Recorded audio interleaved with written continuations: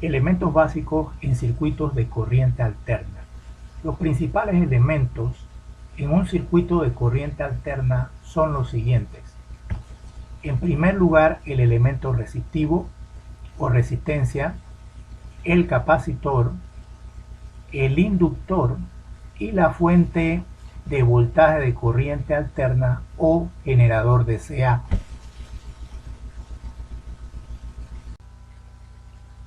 En la aplicación de números complejos es importante tener claro el concepto de la impedancia. La impedancia Z en ohmios es la relación existente entre el voltaje y la corriente en un determinado elemento del circuito de corriente alterna, ya sea en el dominio del tiempo o bien en el dominio de la frecuencia.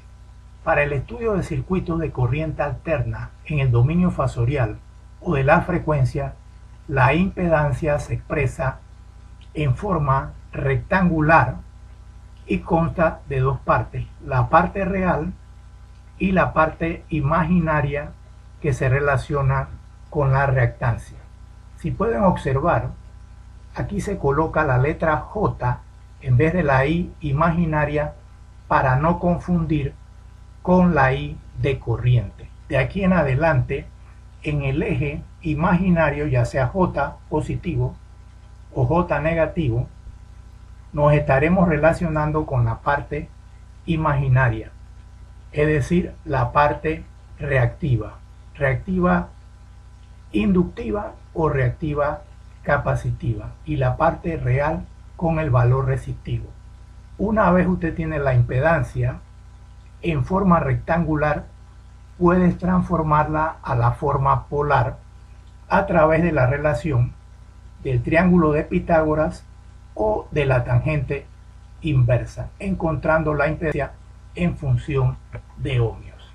En conclusión, la impedancia Z se mide en ohmios y en el dominio fasorial puede representarse tanto en forma rectangular como polar.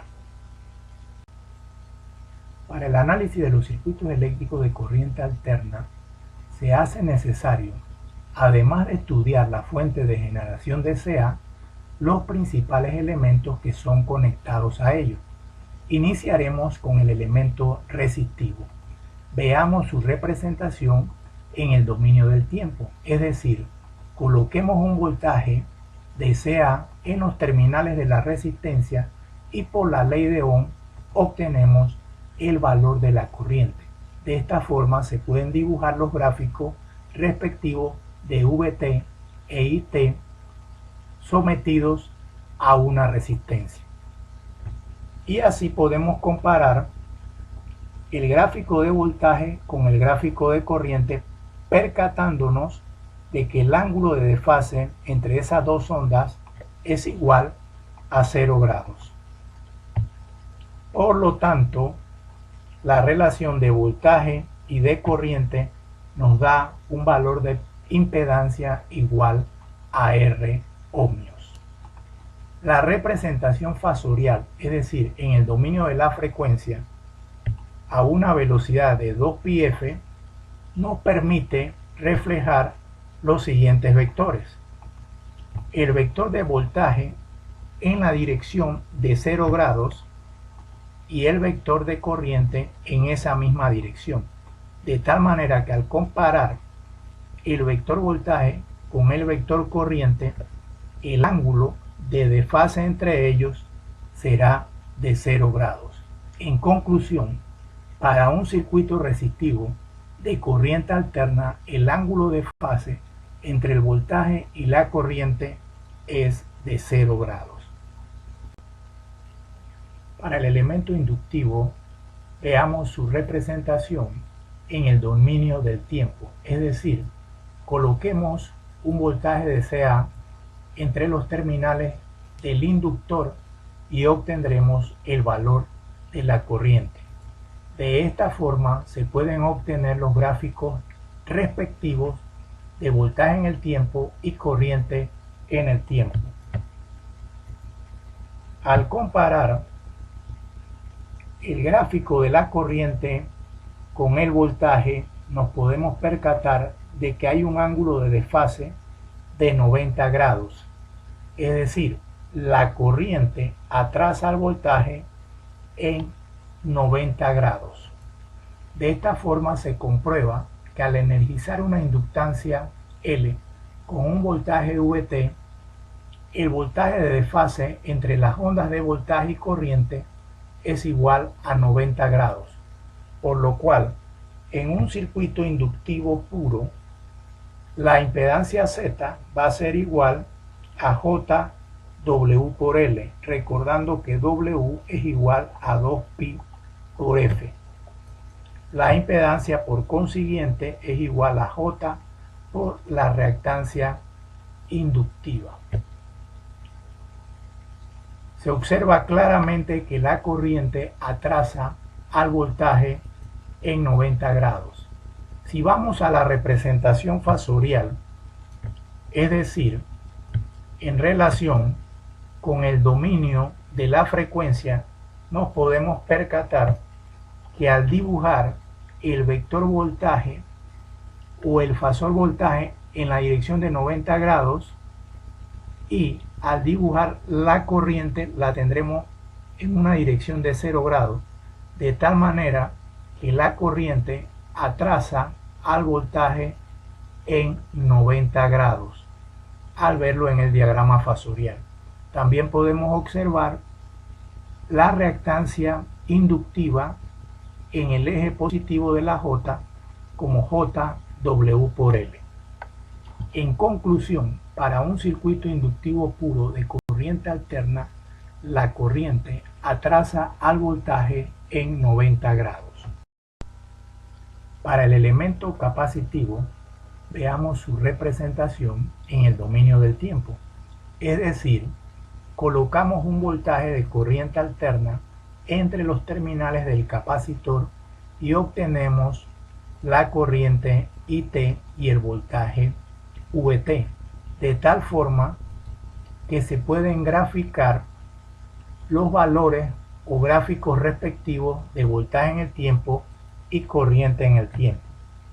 Al comparar el voltaje en el tiempo con la corriente en el tiempo, nos percatamos que hay un ángulo de desfase igual a phi de 90 grados, de tal manera que se comprueba que al energizar una capacitancia con un voltaje VT, el ángulo de desfase entre las ondas de voltaje y corriente es igual a 90 grados, por lo que en un circuito capacitivo puro la impedancia es igual a menos J por XC, donde XC se denomina reactancia capacitiva y es igual a 1 entre W por C, recordando que W es igual a 2pi por F, de tal forma que la impedancia o reactancia capacitiva se da en ohmios.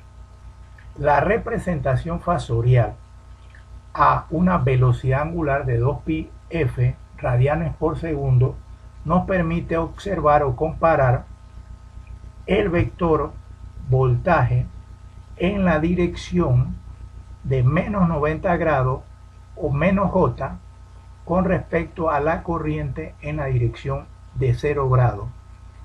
Al comparar el fasor de corriente con el fasor de voltaje, vemos que la corriente o el fasor corriente adelanta al fasor voltaje 90 grados. También podemos dibujar la reactancia capacitiva en la dirección de menos J, o sea, menos J XC. En conclusión, para un circuito capacitivo puro de corriente alterna, la corriente adelanta al voltaje en 90 grados.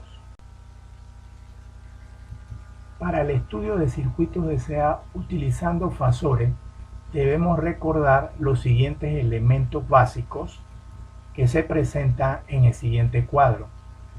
La fuente de generación puede representarse en su función cosenoidal en el dominio del tiempo, para que de aquí pasemos directamente a la forma fasorial o polar, obteniendo en magnitud el valor Vm y el ángulo sería phi en forma polar.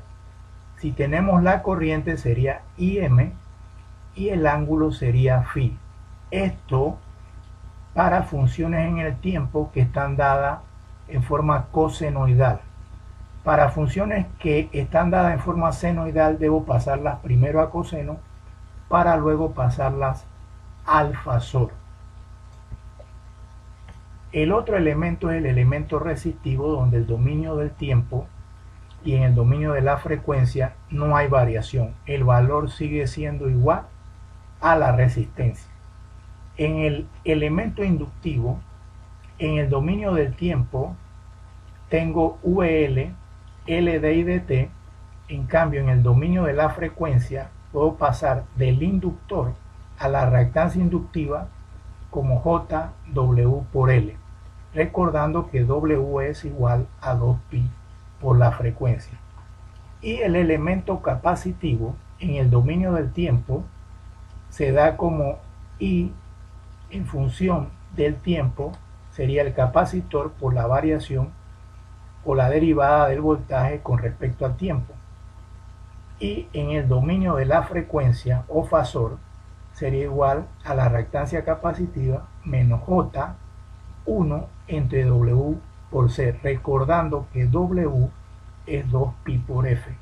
De esa forma, nosotros podemos pasar de la representación del dominio del tiempo a la representación del dominio de la frecuencia y trabajar más fácilmente los problemas en función de fasores o representaciones de número complejo, y luego estos circuitos de corriente alterna los regresamos a su función en el tiempo obteniendo los valores en el dominio del tiempo. De esta manera, los elementos básicos de un circuito de corriente alterna en aplicación de fasores nos permiten hacer cálculos más sencillos que si lo hiciéramos en el dominio del tiempo utilizando íntegros diferenciales o ecuaciones.